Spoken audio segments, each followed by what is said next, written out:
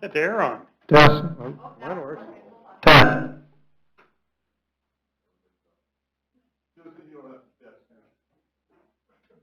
Test, test.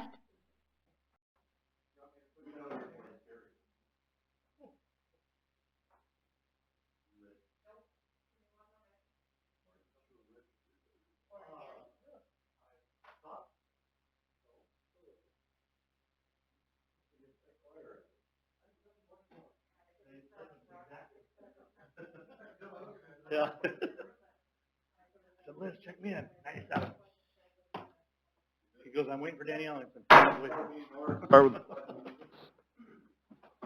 I pledge allegiance to the flag of the United States of America and to the republic for which it stands, one nation under God, indivisible, with liberty and justice for all. invocation. Horizon Community Church. It's Harvest Community Church and Pastor Tim Asbill here with you guys.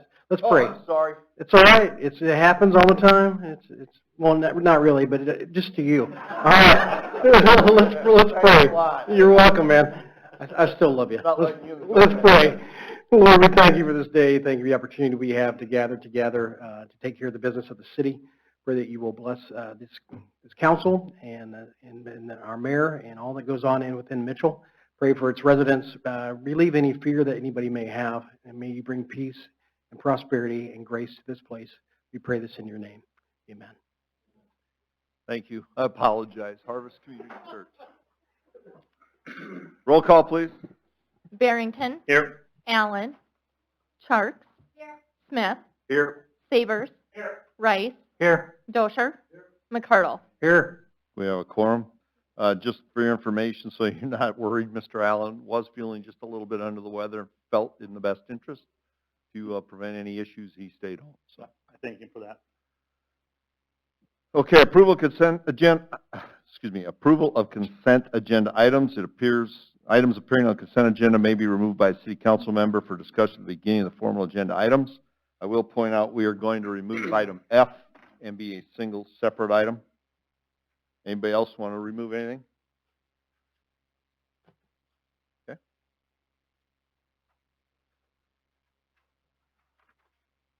We'll entertain a motion. Motion to approve consent agenda. Second. Motion by Mr. McCardle, second by Mr. Rice. Discussion. Anybody in the audience wish to address these? Roll Only- call vote. Oh, go ahead. Only question, and maybe Stephanie, the change order for the plazas in there, is there an update on the status of the plaza construction? It is, Joe, Well- is Joe in here? Do you Joe's want to give in an update, or Terry, or? it's going good. It's still on Yeah, schedule, I it's believe. on schedule, and I don't think they've really hit any major issues that I've heard yet, Nope. other than this one change order is going to allow us to put in conduit for a future speaker system and avoid tearing up the area later. That's great. Yep. Joe, your voice is changing. Okay. Anything else? Roll call vote, please. Charts. Aye. Smith. Aye. Sabers. Aye. Rice. Aye. Dosher. McCardle. Aye. Barrington. Aye. Motion carries. Back to item F, approve East Norway Avenue Storm Sewer Installation, 500, 700 blocks of East Norway, project 2020-26. Mr. Croce or Mr. Schroeder, who's going to? I will preface this one by saying this is the area in front or immediately north of Cattleman's. They have a large drainage system there, sumps and whatnot, to drain daylight. They used to daylight to the city lot, but they have now been moved to the curb, correct? That's correct. Take it off. Joe Schrader, city engineer. Last winter, we received complaints of ice buildup on that south curb line to the point that it was in the driving lane, and they were concerned that vehicles would sustain damage. And that's kind of what's taken us to looking at it this spring to see if we could alleviate that issue.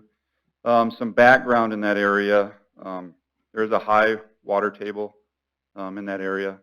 Cattleman's entire lot is drain tiled, and it runs through the drain tile that the mayor talked about. Previously, it ran over the top of the sidewalk.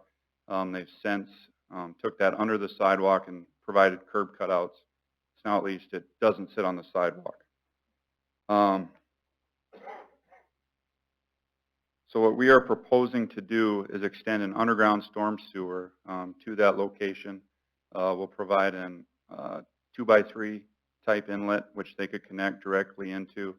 We'll also add an additional inlet by McDonald's, just to help pick up some of their water before their driveway. You can see at times there appears to be groundwater that comes from the west that runs in the curb line. That appears to stay in the curb line, so we're hoping these inlets will help with that situation moving forward. We are requesting that funds be transferred from other budgets. We are asking to transfer money from Loma Linda storm sewer that we had planned through. We were optimistic that that area would be able to be alleviated, but some of the items that we wanted to do fell through. So we will not be able to do that project this year. We were able to get a grant for a sidewalk project on Norway and Raleigh, which we're going to use those funds to help with the concrete work, and then also with the winter and spring that we had being better than the last 2 years. We do have available asphalt quantity that we would have used for blow-up repairs that we could also use on this project as well. So I believe that the funds are there, and if Stephanie agrees, we ask that you approve this project. Only question I have is timing. Is this something that we're going to try and tackle right away? I've been vocal in the past of having projects and then we don't get to them type stuff. So I agree it's an issue, and there's been ice buildup in front of the McDonald's drive-through entrance and other stuff, and have seen cars break through the ice and sitting there in water. So we received quotes for all the materials we'll need. So the suppliers are just waiting for the go-ahead. Once we get approval, we'll let them know. We'll get the quantity on hand, and the city crews are going to install it themselves. So once we get a window where they're freed up long enough to complete this project, we'll go ahead and do it. I would foresee it being done within the next 2 months, to be conservative. Joe, a quick question. You had said a minute ago, and we hope that this will solve the problem. Correct. You're not sure?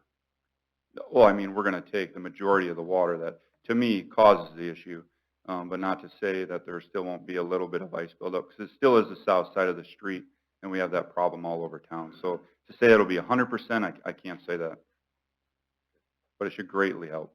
Right now, you get a really big ice buildup, and you've seen it? Okay. I got a lot of complaints this last winter about it, which prompted all this discussion and talking with cattlemen's. And it's my understanding the drain tile just never froze. So we had constantly had water coming out on the streets. When it's cold, it keeps In essence, freezing. it was like a spring. Yes, yes. on the drawing, there's an additional manhole at the down intersection on the way to the east. Is that going to stop traffic? Will we have diverted traffic there for a Yes. Yep. part of time? Yep, we'll have to put up traffic control so safety can be maintained by the trench. And we've been in contact with the DOT, and they have no issues. They actually really like the project because they too get phone calls about ice buildup. But obviously, this is a city street, and we are going to connect to their storm sewer.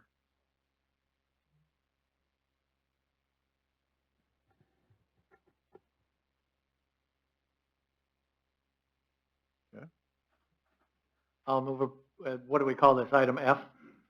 Correct, item F. Okay, I'll move approval of item F to begin as soon as we can. Okay, we have a motion by Mr. Rice, second by Mrs. Charks.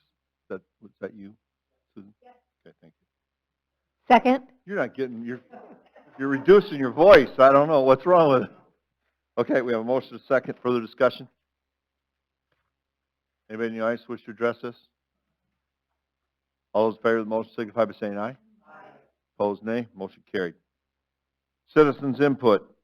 If you need to address the mayor or member of city council on an item that is not on the agenda, excluding personnel items, please come forward to the podium, state your name and your concern. Presentations are limited to 3 minutes. Items will be considered, but no action will be taken at this time. Is there anybody who wishes to address council?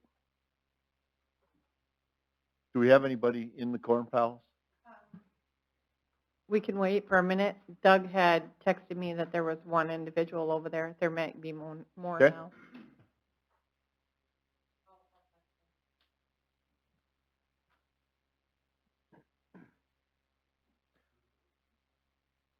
While we're waiting for them, this is the week of May 3rd through 9th is National Travel and Tourism, and they've asked me to read a proclamation. Whereas travel has a critical role in Mitchell, South Dakota, the nation's economic prosperity. Whereas a robust travel industry has provided significant economic benefits for the nation, generating more than $2.6 trillion in economic output last year, with $1.1 trillion spent directly by travelers in the U.S. Whereas travel has been the foundation of a healthy workforce, serving as one of the largest private sector employers in the United States, supporting 15.8 million jobs in 2019, including 9 million directly in the travel industry and 6.8 million in other industries. Whereas spending by travelers has aided state and local governments alike, generating $180 billion in tax revenue last year to support essential services and programs. Whereas meetings, events, and incentive travel have always been a core business function that helps companies strengthen business performance, educate employees and customers, and reward business accomplishments. Whereas leisure travel, which accounts for more than 3/4 of all trips taken in the U.S., spurs countless benefits to travelers' health and wellness, creativity, cultural awareness, education, happiness, productivity, and relationships. Whereas businesses and workers in the travel industry were some of the first and hardest hit by the economic crisis resulting from the coronavirus. Whereas travel and tourism dependent businesses, 83% of which are small businesses, depend on our community support through and after this crisis. Whereas the leaders of our state's travel and tourism industry truly encapsulate the spirit of our community and our nation. Whereas even while Mitchell, South Dakota cannot welcome visitors in person, the spirit of travel and hospitality remains the enduring ethos of travel industry in Mitchell, South Dakota. Whereas the spirit of travel will be necessary and prominent component of our return to everyday life and must be supported and protected at all costs. Therefore, I, Bob Everson, Mayor of the City of Mitchell, do hereby proclaim May 3rd through 9th, 2020 as National Travel and Tourism Week in Mitchell, South Dakota, and urge the citizens of Mitchell to join me in recognizing the critical role this industry plays in our community. Dated this 4th day of May 2020, Bob Everson, Mayor. We have anybody from out there? There's Okay. only one person there, and they don't want to comment. Okay, I got one more proclamation. Last week I had 2 youngsters, 7th graders, call me and said they had been walking the trails at Camp Arroyo, and they wanted to know if I would allow them to go in and do a little work around the trails, clean up trash and fallen branches and whatnot. I said, we will absolutely love to have you do that for us or help us with that. So what I'd like to do is do a short little proclamation honoring them for their efforts. Again, these are 2 7th grade ladies. Proclamation of recognition of volunteer efforts made by Kennedy Vilhauer and Bentley Bates on Camp Arroyo. Whereas the City of Mitchell considers it a privilege to recognize volunteer efforts by the citizens that provide benefits to the Mitchell community. Whereas 2 Mitchell youth saw a need in Mitchell and asked permission to clean up the area around Camp Arroyo at Lake Mitchell. Whereas the efforts of these young volunteers demonstrate the considerate and public-spirited nature of the youth in the Mitchell community. Now, therefore, I, Bob Everson, Mayor of the City of Mitchell, would like to publicly thank Kennedy Vilhauer and Bentley Bates for their efforts and recognize the positive impact that their work had on Camp Arroyo, a feature of Lake Mitchell that is frequently used by Mitchell residents and visitors alike. Dated this 4th day of May, 2020, Bob Everson, Mayor. And I want to thank those 2 young ladies for taking the initiative. Anybody else wish to address council? Council, any comments? Okay, Board of Adjustment, entertain a motion for City Council to recess and sit as the Board of Adjustment. So moved. Motion by Mrs. Chark, second by Mr. Rice. Further discussion? Anybody else wish to address this? All those in favor of the motion signify by saying aye. Opposed, nay. Motion carried. Action to set date for Board of Adjustment, hearing 5/18/2020. Henry and Patricia Flack are applying for a conditional use permit to construct a storage building on a non-contiguous lot, and they are requesting an oversized variance of 3,200 square feet versus 2,000 square feet, and a height variance of 24 feet versus 22 feet as required, located at Barrington Court, legally described as Lot 121, within Lot 12 of Fiala's Addition in the east half of the northwest quarter, Section 4, Township 103 North, Range 60 West, 5th Prime Meridian, City of Mitchell, Davis County, South Dakota. Property is RL Lake District. Move to set the date. Motion by Mr. Rice, second by Mr. McCardle. Further discussion? Anybody in the audience wish to address it? All those in favor of the motion signify by saying aye. Aye. Opposed, nay. Mr. Mayor, I'll abstain. I assumed you would. Thank you, Mr. Barrington. Mr. Barrington abstains. Motion carried. Action to set the date for Board of Adjustment hearing 5/18/2020. R&M Rentals LLC has made an application for conditional use permit to construct a two-family dwelling located at 300 West 10th Avenue, legally described as Lot 12, Block 41, Capital Addition, City of Mitchell, Davis County, South Dakota. Property is zoned R2, family residential. Motion by Mrs. Charks, second by Mr. Rice. Further discussion? Anybody in the audience wish to address it? All those in favor of the motion signify by saying aye. Opposed, nay. Motion carried. Reconvene the City Council. Entertain a motion for the Board of Adjustment to adjourn the City Council reconvene in regular session. Motion by Mr. Rice, second by Mr. McCardle. Further discussion? All those in favor of the motion signify by saying aye. Opposed, nay. Motion carried. Action to approve Agreement A20-2019, Agreement for Professional Services for Airport AIP number 346-037-28-2020 with Helms and Associates. Mr. Croce. Mr. Mayor and Council, Kyle Croce, Public Works Director. This is a request for approval of an agreement with Helms and Associates. Helms was the consultant that was selected for the planning and environmental services for the airport. We got 2 submittals for the request for qualifications. Helms and KLJ submitted those, and the selection committee chose Helms to do the work. This is going to be the master plan in ALP for the Mitchell Airport, which is requested by the FAA prior to any reconstruction of the runway. The grant is typically a 90% federal, 5% state, and 5% local. But at the request of the FAA, they had asked us to submit a grant application for 100% for this work. So we're anticipating 100% of the funds being provided by the FAA. Staff recommends that City Council approve the agreement with Helms in the amount of $371,962.87. Question, Kyle. So is the grant just cover the master plan, or does it cover the ALP and the aerial survey? It actually covers the master plan and ALP and survey. It also should cover the independent fee evaluation that we had done as well. Last time? Yes, sir. Okay. And how soon would this take? When will we hear on the grant, and then how soon would they start and be done? The application for the grant deadline was May 18, so we expect to hear, shortly after that. As soon as they approve the grant, we'll go after. Helms is ready to go? They are, yes, okay. They're ready.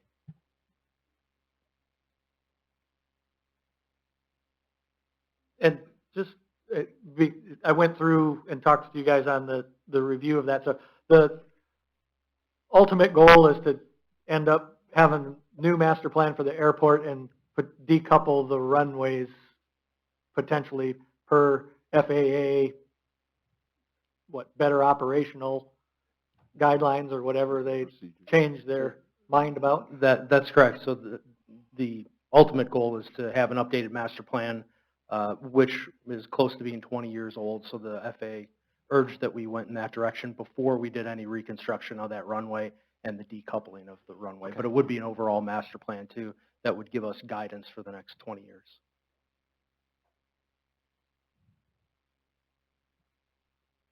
Move approval of A 2020-19. Motion by Mr. Rice, second by Mr. Sabers. Further discussion? Anybody in the audience wish to address it? Any comments online? Okay. All those in favor of the motion?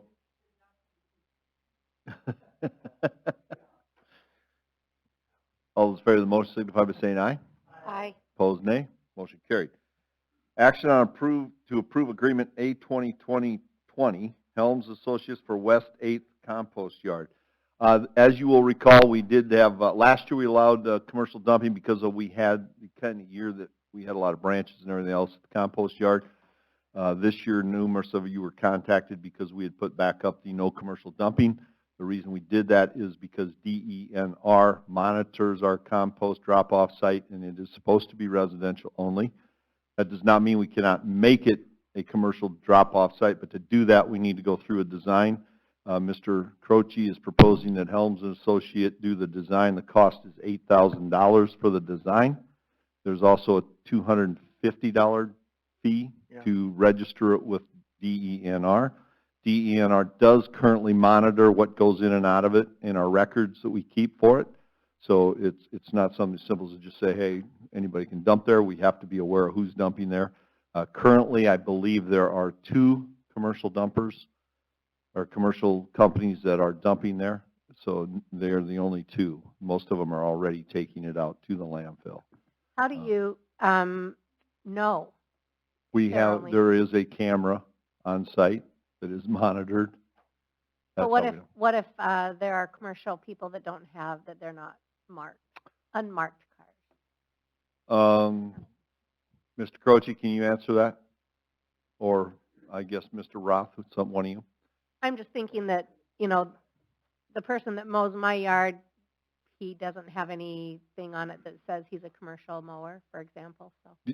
And for the most part, we've seen the signage on the trucks for the commercial ones that have come into the lot. If we know it's a commercial, hauler, we're monitoring, someone's monitoring it when they're there during the office hours, and they've reviewed the tape. If they know that it's a commercial hauler, we've reached out to those people and asked them to take it to the landfill.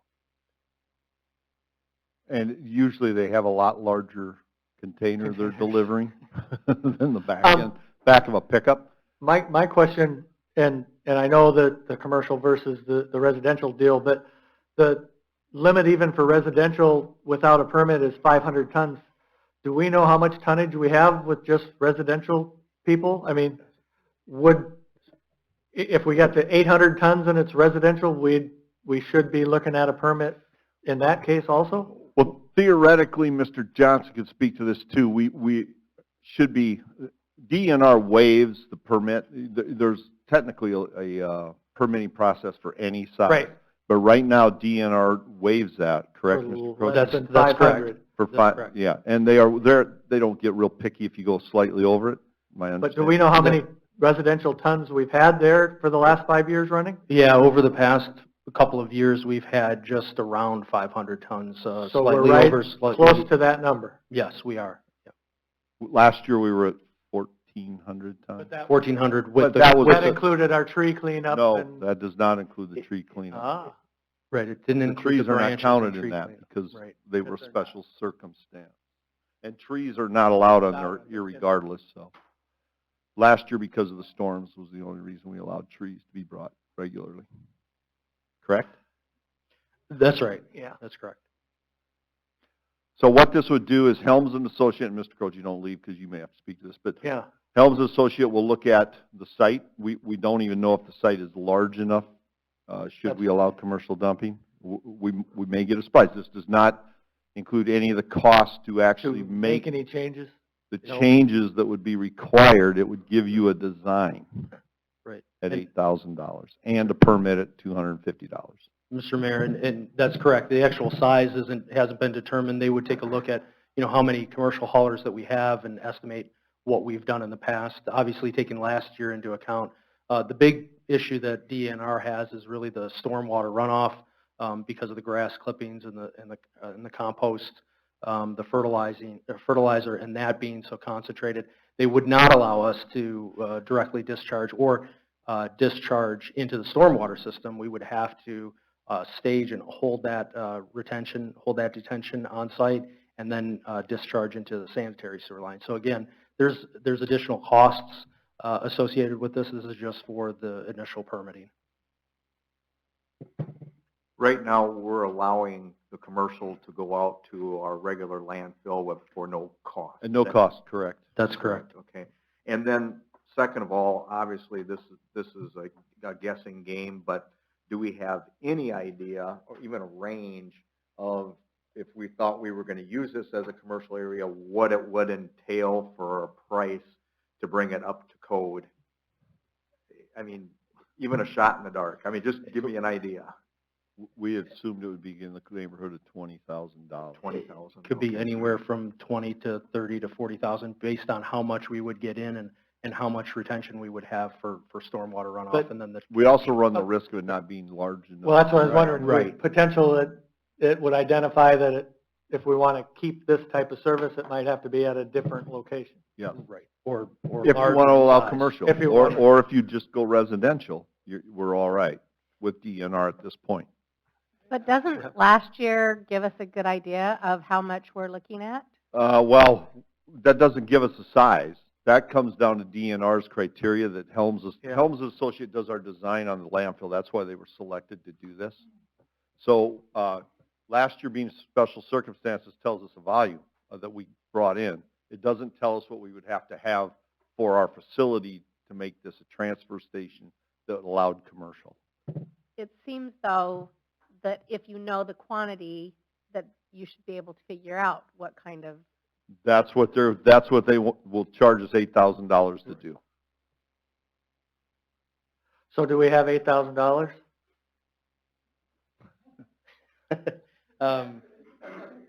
Right? This wasn't budgeted for I this know. year. But That's why, Well, That's and I don't why know, it's here. Steve, if you want to finish your comment, but, you know, we've directed the department heads to be extremely careful and I know. not have any extraordinary expenditures in place. And we are allowing free dumping now. It's just that we're inconvenienced, I guess, to a certain degree, but it is free dumping. What I'm going to throw somewhat of a proposal out, and you guys can obviously comment on it.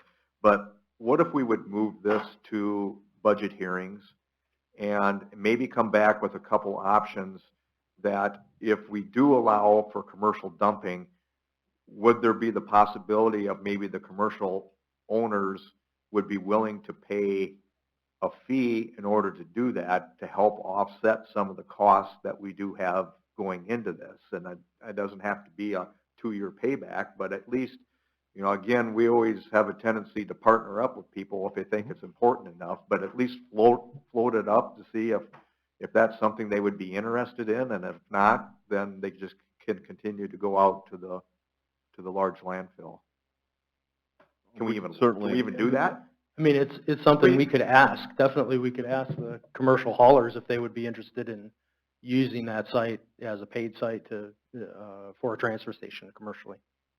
Jeff, is part of your proposal that we do this $8,000 study and then have that information brought back to budget for a future time, or? I guess I was thinking that we would not spend the $8,000 because of the situation that we're currently in. If we start seeing some sales tax numbers come in that will pleasantly surprise us, maybe we can bring it back. But we're gonna, you know, we're basically, I think this would fall under a category, as far as I'm concerned, as kind of special and not necessary. Nice to have, not need to have. It would be nice to have. I think the sales tax numbers are going to surprise us, all right, but it's not going to be pleasant.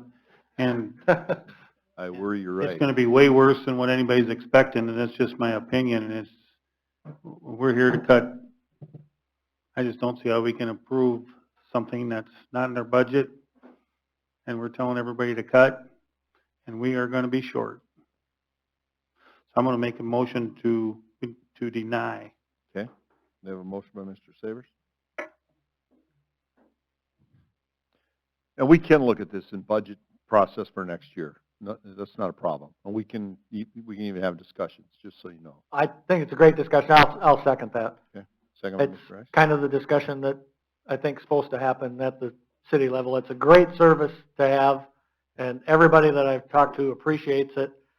They think it helps keep the city clean and encourages people to clean up and that type of stuff because it's a convenient location. But the $8,000 bothered me, right off the bat, and I'm still thinking that we might have to do it just to keep our maintaining of residential long-term if the numbers get higher.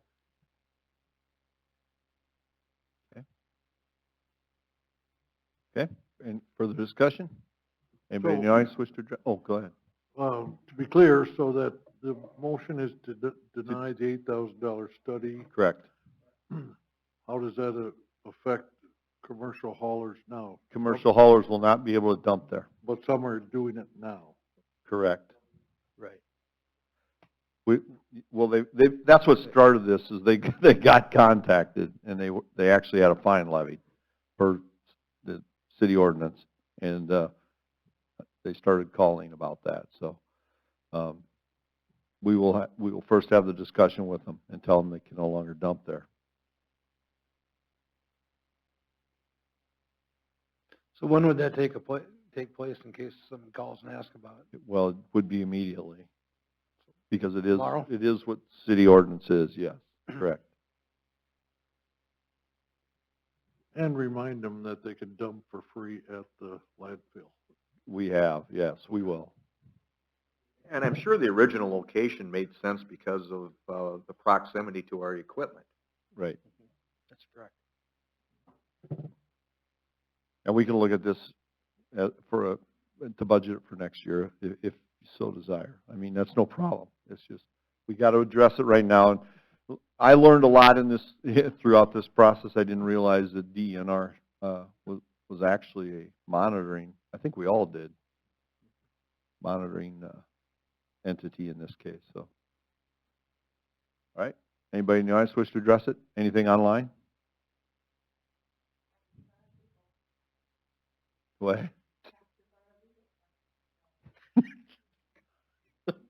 Okay. All those in favor of the motion signify by saying aye. Aye. Opposed, nay. Motion carried. Action to approve resolution R 2020-24, resolution approving the change from one-way streets to two-way streets in the city of Mitchell. In essence, what we're doing here is taking from Kimball to Sanborn, and those streets will become two-way in a commercial-type setting. One-way will remain west of Sanborn and east of Kimball Street, as discussed at our last meeting. Mr. Croce, you got anything else you want to add to that one? You're in no hurry, are you? I see we got one comment, at least through the, Yes, we the did. the website that way, and I had 2 calls today. Both people live on 4th Avenue between Sanborn and Minnesota, and both expressed that they would like to see it one way, which that's what That is that's one what way. this will do. Yep. I also had comments from the library again that would make it much easier to access the city library's parking lot if you could turn on 3rd off of There'll Sanborn. be two-way there, so. And those were the comments that I got today. Mayor, did you want me to read the online comment that came in on the Sure. web form? And this was from Rick Swada and Brenda Blumenberg. Sorry if I got the name wrong. And they're at 323 North Duff. They said, please consider reverting to one-way streets again all the way through. There are so many children playing and cars just go speeding by. When we bought our house, we liked that it was a one-way street. Also, there is a lot of residential between Main and Sanborn. One-way streets give it more of a neighborhood feel. Thank you for your consideration. One study that I read showed that one-way streets cause more speed to happen than two-way streets. That is true.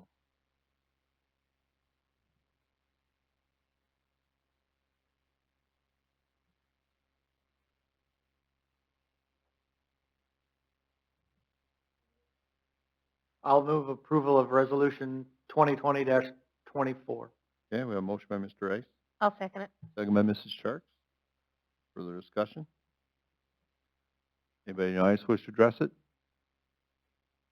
Does the one person in the Corn Palace have any comments, do you know?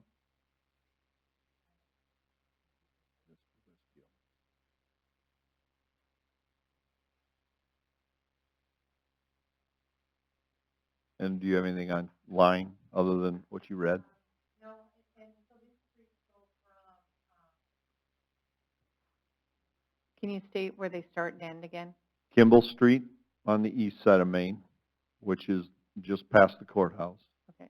to Sanborn Street on the west side of Main, Okay. which is obviously the main thoroughfare through town. And no comments from the Corn Palace. Okay. Okay, all those in favor of the motion signify by saying aye. Aye. Opposed, nay. Motion carried. Action on Resolution R 2020-25, creating Tax Increment District 25 and approving the project plan. There's a request to table this. Once this is approved, the time clock for when this work gets done starts. That is why they want to table this, is they're not prepared to let the time start at this point in time. So they are requesting it be tabled at this time. Move to table. Second. Motion by Mr. Rice, table, second by Mr. Barrington. Okay. Further discussion? Anybody in the audience wish to address it? Comments online? Okay. All those in favor of the motion signify by saying aye. Aye. Opposed, nay. Motion carried.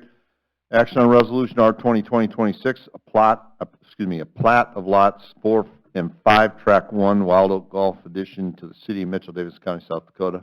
Mr. Putnam. Yes, Mayor and Council, if you noticed in the Planning Commission minutes that they did review this plat and did recommend approval. It, as you can see, it pretty much follows the master plan in there. There's a couple houses on between them, or this will be in between the two houses, so. Motion to approve. Second. Motion by Mr. Smith, second by Mr. McCardle. Further discussion? Anybody in the audience wish to address it? Comments online? Nope. Okay. All those in favor of the motion signify by saying aye. Aye. Opposed, nay. Motion carried. Action on Resolution R 2020-27, annexation of the real property legally described as Lot 18A, Track L of Wild Oak Golf Club Addition, Southeast Quarter, Section 23, Township 103 North, Range 60 West, Davis County, South Dakota. Mayor and council members, this is, you probably noticed that there's that plat of that triangle piece that was in there last time. The plat's only in there for a reference purpose, because you probably remember seeing that a couple meetings ago. What this resolution does is it annexes that triangle piece so that someone could actually construct over it and squares it off a little bit. So this one's the annexation. You're going to have a rezoning of that same parcel coming up in a moment. So, because the golf course, for those who maybe know or who are listening online, the golf course itself is not in the city limits. So that's right. So this is what will bring this in.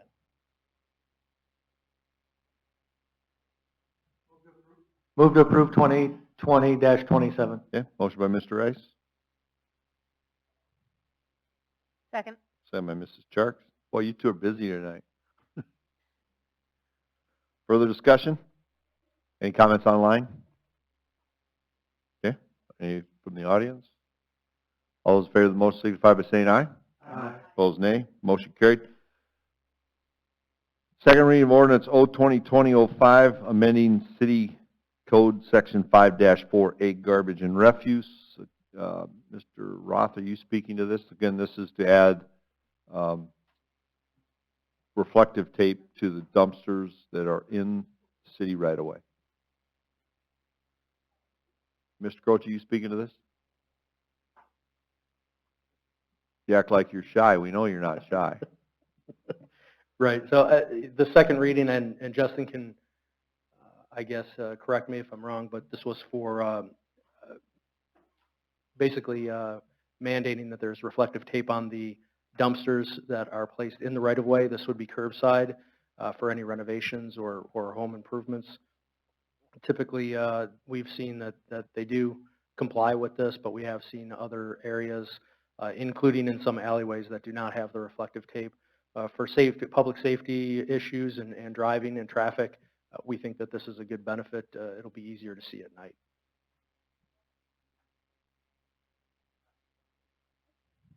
Motion placed on second reading.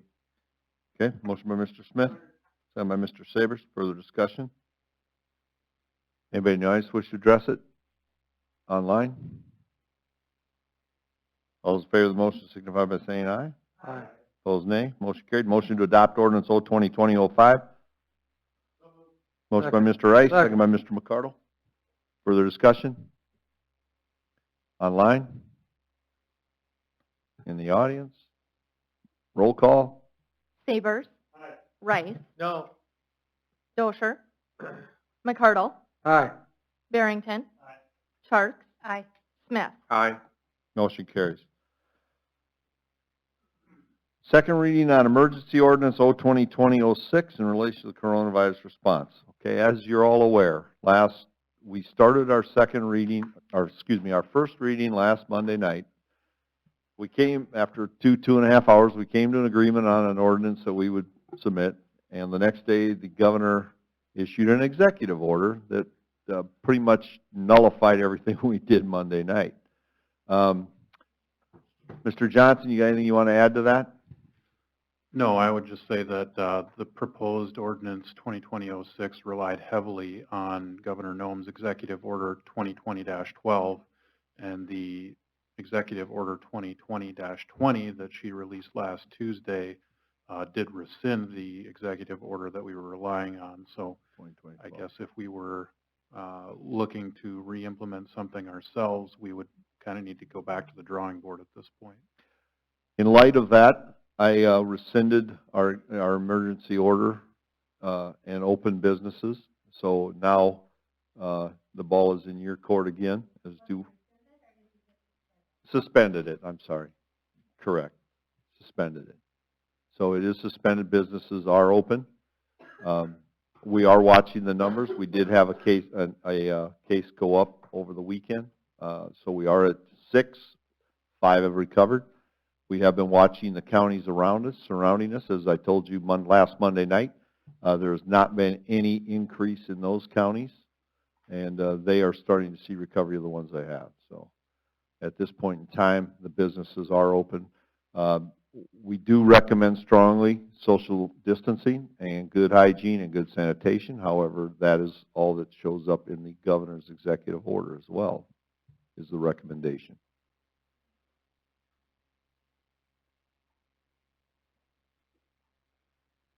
Well, I don't know about everyone else, but I've received a whole bunch of comments from people who are against having everything open without any specific guidelines in place, specifically social distancing. I feel like the ordinance that we pounded out on Monday night was really reasonable. I mean, we used words like strongly encourage, but there were some items that, like the social distancing, that it would allow for those bars and restaurants to still be open, but to make them maybe more conducive to preventing the spread of the virus. And so I'm reticent to throw out the baby with the bathwater a little bit. So I'm going to have a hard time supporting that, and if that means that we need to go back and create a new ordinance, then I would be in favor of that. Once again, I'm not asking that we do something crazy, and I'm not saying we need to go back to having everything closed. I think that allowing businesses to be open and just implementing some of those precautionary measures, I think that would be appropriate. And so that would be my wish. Okay. One thing, and correct me if I'm wrong, Mr. Johnson, but right now as it stands, this will be a first reading of doing this? Is that? Right now, if something happens, I have the ability to put back in effect that other ordinance, correct? No. No, I don't. We'd have to So, start over and bring in a first reading? correct. Okay. Yep, so when you suspended it, that's for the limited purpose of bringing either it staying in effect or going through the process of repeal Okay. to council. So There you go. now that it's here, council needs to decide whether it would stay in effect or whether it's going to be repealed. Justin, is there any way that we could table and keep keep the first reading in our hip pocket? Are you talking about, I mean, the effect of that decision would be to leave the old ordinance in place, and everybody would have to, all the businesses that had to stay closed before would have to go back to staying closed. Right now, if we want to change it, you have to write an ordinance. Our, last week's ordinance was written on the governor's executive orders, which were removed. So they have no validity anymore. But we would be able to take the essence of what we put together and just We leave would have off to- the references We to the would have governor. to, we would have to rewrite it and bring it in for first reading again, would we not? Yes, yes, we would, and it would have to be consistent with the governor's back to normal plan, so it would probably be much more limited in scope than the version we settled on last week. Much more of it would go to the strongly suggest as opposed to the requirements. Well, I mean, that's what we did. That's what we had last week. No, we In required, a lot of ways, I mean, specifically when we were talking about strongly suggest, we were talking about use of face masks, and we were talking about requiring businesses to do certain actions. So there were other things that would still be required under that last version of the ordinance that we probably would not be able to require given the governor's new executive order. we did require social distancing. We said they would social distance and they would work with the space they had. Those things go away with her executive order, so we But would they have to don't- completely rewrite, which we can, if Yeah, that's up I to mean, you. she put it in our laps, essentially. I mean, she put it in the lap of the people, but I think that as a city government, we have the option of implementing those requirements. So, okay, so your decision tonight is whether to leave my suspension? How do I guess the decision tonight, I guess, is twofold. Number one, it's whether to leave the initial emergency ordinance in place that kept certain businesses closed. So that would be the first aspect of the decision. And then the second aspect of the decision is whether we want to bring something else back and start going through the process for some kind of new ordinance. I'm okay with this. I mean, the governor wants it, the mayor wants it. People, there's a lot of businesses still closed. They have the right to close. We're still closed. If they want to be open, they can. There's not a lot of business to be had out there, and they're going to find that for a while. And as long as we monitor it close and we go back to it, I mean, it's. And really, Susan, I think we're okay. I'm okay with where we're at now. I'm with We're Dan. right now. I'm with Dan too, because we drove around Friday and Saturday night. There's nobody, I mean, they're open, but there's 5 cars here and 10 cars here and 4 cars here, and people are. And only half of them are self-distancing open right themselves. now. Yeah, no, The other half are still the closed. ones that are open They may be open. They don't aren't have getting a to lot be of open. action. People are, they're keeping their distance, and the ones that want to go, and most people stay home.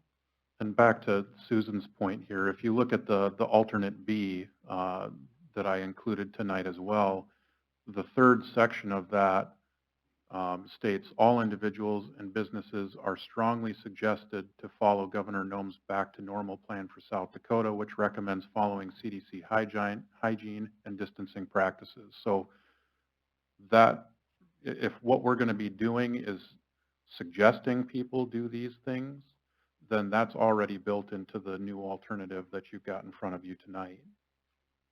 Although I do see I have a typo there.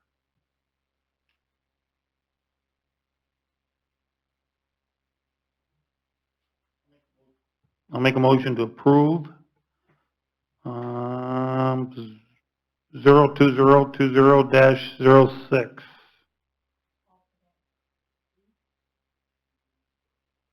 See the ordinance he's got written there? One he just read? Okay, alternate B. I'll second it. Okay, we have a motion and a second. Well, and keep in mind that we've been very active from the very beginning. And, we've talked about different scenarios, different situations, and we'll tell you, you're from exactly how we turned out. but there's still a lot of unknowns, but we will reserve the right that if we have to come back in a special session, we will do that. Absolutely.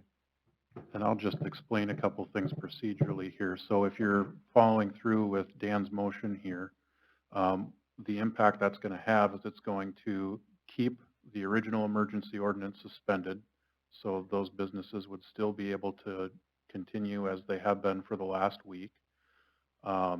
We would bring this back to the next regular council meeting for another second reading and adoption at that time, and then it would go into effect when it's published after that. So that's just to follow through on the normal repeal process. During that whole time, that original emergency ordinance is still going to stay suspended, and the businesses can keep operating. And part of this ordinance, like I said, is that we're strongly suggesting that everybody still follow those hygiene and distancing practices. Can't So- stress that enough. So hypothetically, if we do see a sudden surge, tell me what happens then logistically. So we'd have two options. The immediate option would be for the mayor to declare a new state of emergency, which he would still have that authority under our existing ordinances. And he can take all the powers, or he can exercise all the powers that he has under our current ordinance to take immediate action. An additional step, I would say at that point, would be to bring back a new ordinance for first reading and go through the process of adopting that if there's additional restrictions that we want to be able to enforce. Clear as mud?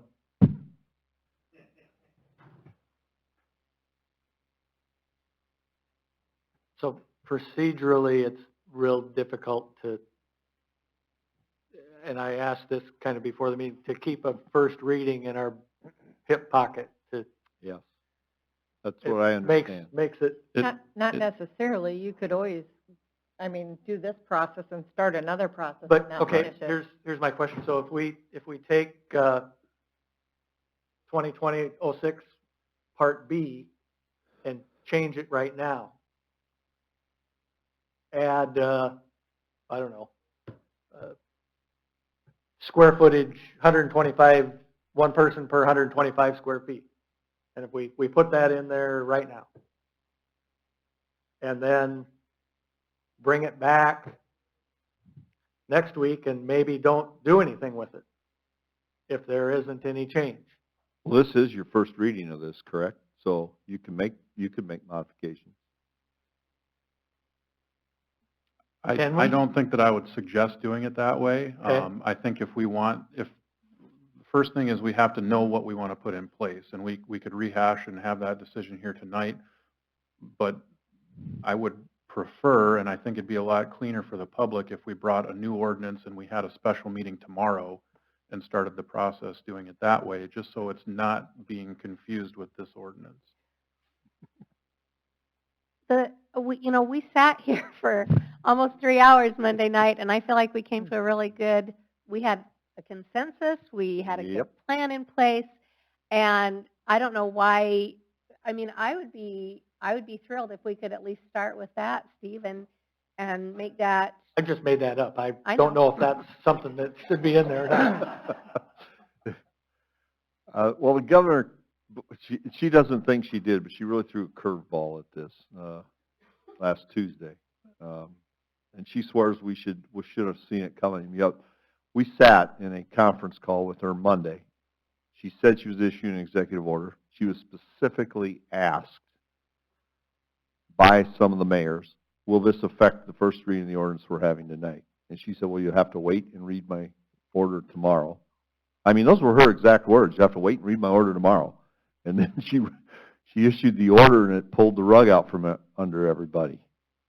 So I think just for maybe layman's terms or whatever you want to look at the non-legal part of it is that the majority of that original ordinance that we passed relied on the governor's executive order. So I think in other terms that what Justin's saying is that we can't really, it's a lot easier to start over because then we're going to refer to things that are current and that we have the ability to refer to. We can't just amend what we had because the executive order's gone now.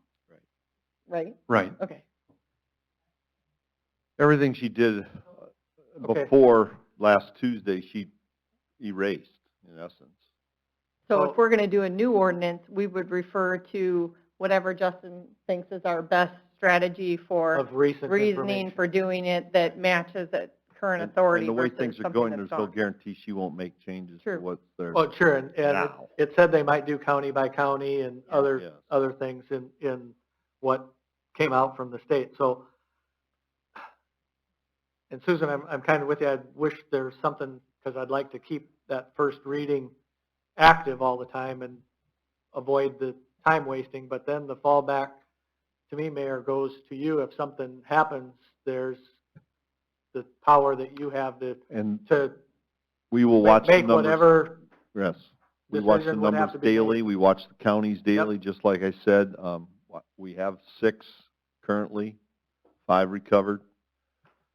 You know, And And I that think- was one of my questions was, so you can do an emergency order that says, as of today, these rules are in place. Without having a meeting and going through first reading and second reading, you can do an shut executive it down, what she's emergency asking. order, or, I can do what we did the last time again, right, Justin? Which was Yeah, an executive order that said, hey, we got this problem, and So, Go ahead. if, Stephanie, if you are able to, if you want to go to our code and pull up chapter 5-7, that's our disaster and emergency chapter. Section 3 lists out all of the powers that the major has when there's a declaration of emergency. And those powers are very broad. The difficulty comes in if we try to use those executive powers of the mayor, would I rather be defending one of those, or would I rather be defending an ordinance passed by city council? And I would always rather be defending an ordinance passed by city council. Yes, 573.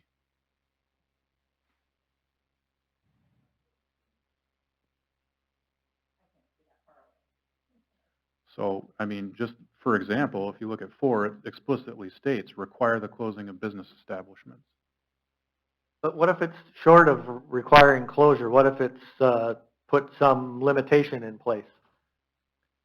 And I guess without going through every single one of these lines, I think that would be something that could be an option for him, Steve. It's just, you know, it's hard to tell ahead of time what would be appropriate. show us So- number 1 again, Stephanie. Suspend, limit, cancel, convene, reschedule, postpone. Oh. yeah, that's council meetings. Number 2, I think, might be more applicable. Of alcoholic beverages, firearms, explosives. Oh my God, you want the NRA on me. Establish a curfew. Well, I suppose you could technically establish a curfew that closed them.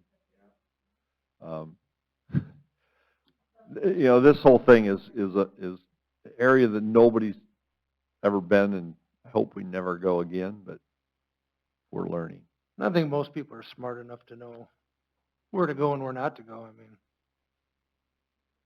you get 10 people eating at a restaurant, and you got 600 people in Menards. I mean, So far, I've been at several establishments, and they are doing a very good job of spacing people.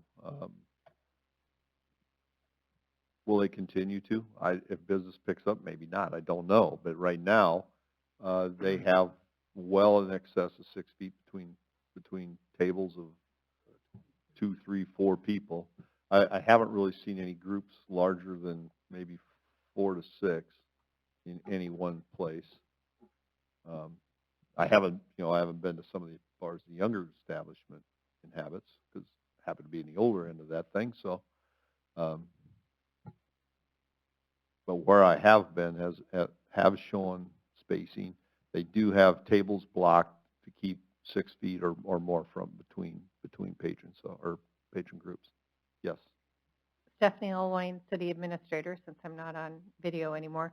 I just want to make one point. I think maybe the defining difference for us in when the mayor ordered the first executive order declaring the emergency.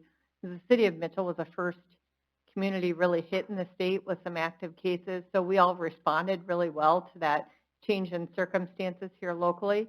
And I think you saw businesses adapting to that before council even put into action your ordinance limiting those dining in restaurants and things like that.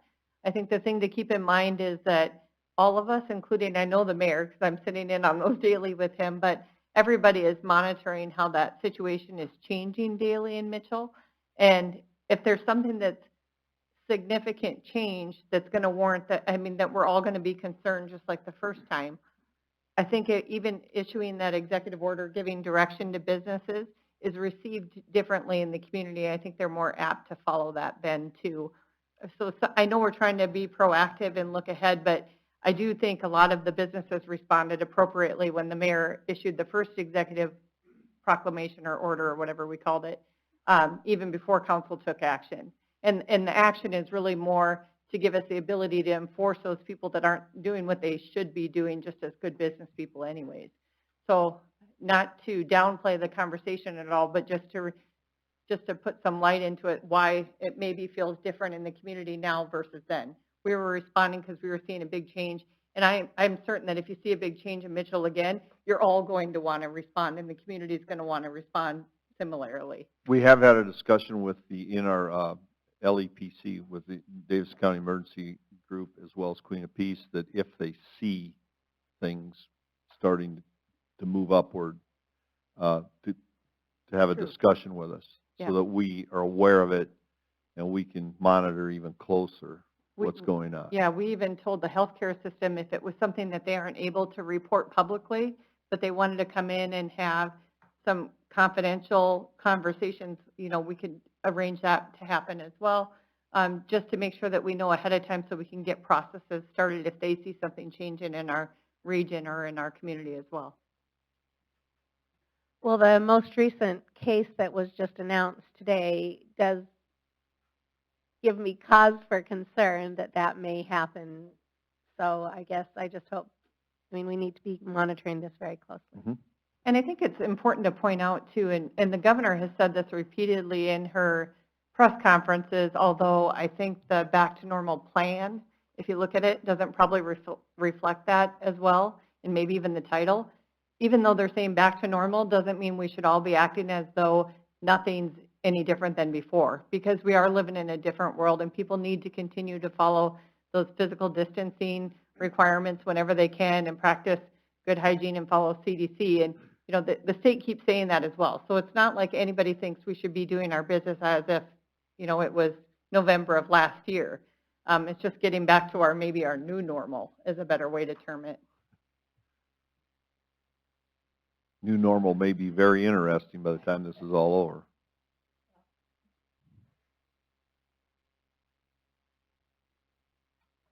Okay, further discussion? Okay, we have a motion and a second. All those in favor of the motion signify by saying aye. Aye. Opposed, nay. Nay. Motion carries. Okay, the motion to adopt doesn't apply anymore because that was in 06, correct? Because this was first reading of alternate B, Yeah, since it was a substantial change, we'd have to bring it back for another second reading. which will be at our next regularly scheduled meeting at this point. Correct, yep, the next regular council meeting. Okay, first reading on ordinance 020-2007, an ordinance to change. I did have two public Oh, I'm comments on sorry. that, if you want to hear those. Sure. If I can get back to I them. forgot, we got carried away. Yeah, I went off on a soapbox, sorry. Jason Bates said that he's noticed people being conscious of social distancing, using sanitizer on their own. People are taking steps without an ordinance. Christy Gunkel, she said, unfortunately, our store has had little to no customers since it was opened back up full force last week. It was busier when there were restrictions in place. Interesting,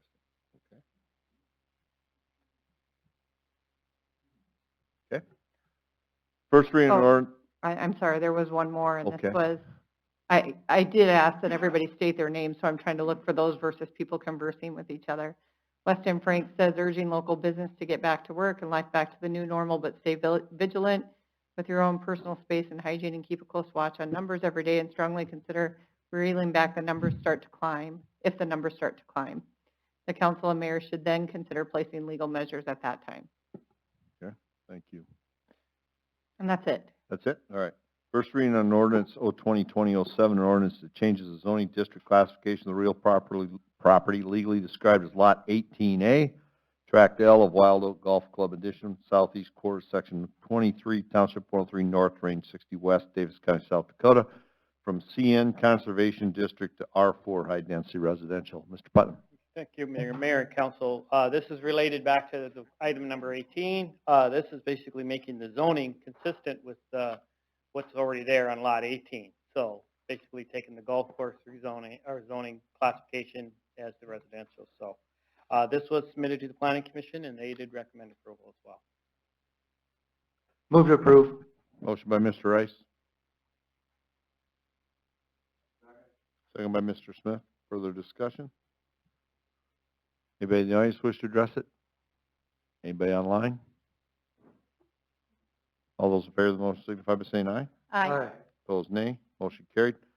First reading on ordinance 2020-08, an ordinance that changes the zoning district classification of real property legally described as the north 600 feet of the west 250 feet of IT3 in Lot 3, northeast quarter, section 27, Township 103 North, Range 60 West, platted various City of Mitchell, Davis County, South Dakota, from highway business to industrial districts. Again, Mayor, the applicant requested rezoning the property, which is currently zoned Highway Business District, to the Industrial District, which is, if you saw in the aerial that's in there, the property is kind of sandwiched in between Performance Pet and the storage units, the Ponderosa storage units. My understanding is the applicant basically would just like it to have an industrial, just so that it could provide more options, whereas in the Highway Business District, it's a little bit more restrictive than the industrial. Industrial would make it also consistent with what Performance Pet is. The Planning Commission did recommend approval, and this is first reading for you. So. Move to approve on first reading. Motion by Mrs. Charks. Second. Second by Mr. McCardle. Further discussion? Online comments? Anybody in the audience wish to address? All those in favor of the motion signify by saying aye. Aye. Opposed, nay. Motion carried. We're adjourned.